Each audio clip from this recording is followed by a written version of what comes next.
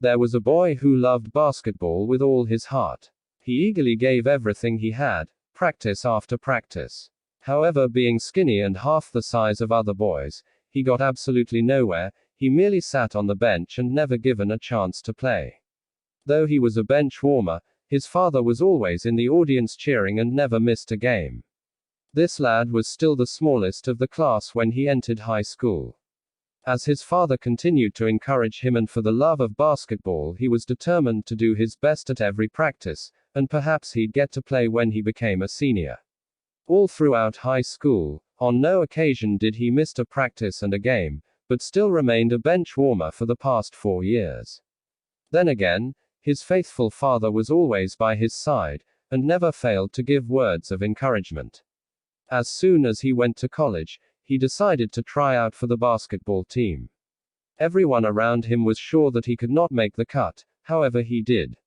The coach admitted that he kept him on the list because he puts his heart and soul to every practice, and provided other members with the spirit and everyday hustle they needed. The news that he had survived the cut thrilled him so much that he rushed to the locker room and called his father. His father shared his excitement and was sent season tickets for all the college games. This persistent young athlete never missed practice during his 4 years at college, but he never got to play in a game. It was the end of his senior basketball season, and as he jogged onto the practice field shortly before the big playoff game, the coach met him with a telephone call. He answered the phone and became silent. Swallowing hard, he mumbled to the coach, "My father died this morning. Is it all right if I miss practice today?" The coach put his arm gently around his shoulder and said, "Take the rest of the week off, son." Saturday arrived. It was the big playoff game. However, the game was not going well. In the third quarter, when the team was 20 points behind, a silent young man quietly slipped into the empty locker room and put on his jersey. As he ran onto the sidelines, the coach and his teammates were astounded to see their faithful teammate back so soon. "Coach, please let me play. I've just got to play today," he said. The coach pretended not to hear him. There was no way he wanted his worst player in this playoff game. But he persisted, and finally, feeling sorry for the kid, the coach gave in. "All right," he said.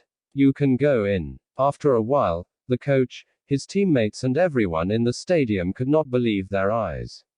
This unknown athlete who had never played before was doing everything right. The opposing team could not stop him. He ran, passed, blocked, made a jump shot, layup, and executed a slam dunk like a star. The score was soon tied. In the closing seconds of the game, he stole the ball as he intercepted a pass, and ran all the way for a 3-point shot. The fans broke loose. They won. His teammates raised him onto their shoulders. Such cheering you never heard. Finally, after the stadium had emptied, the team had showered and left the locker room. When the coach was about to leave, he noticed that this young man was sitting quietly in the corner all alone. The coach came to him and said, "Kid, I can't believe it, you were fantastic. Tell me what got into you. How did you do it?" He looked at his coach, in a sobbing manner and said, "Well, you knew my dad died, but did you know that my dad was blind?" He swallowed hard and forced a smile. "Dad came to all my games, but today was the first time he could see me play, and I wanted to show him I could do it." Like the athlete's father, God is always there cheering for us. He's always reminding us to give our best and go on. And if you have difficulty having faith that God has his eyes on us, you can always call out to him to help you recognize his presence. Live for God because he's watching us in the game of life.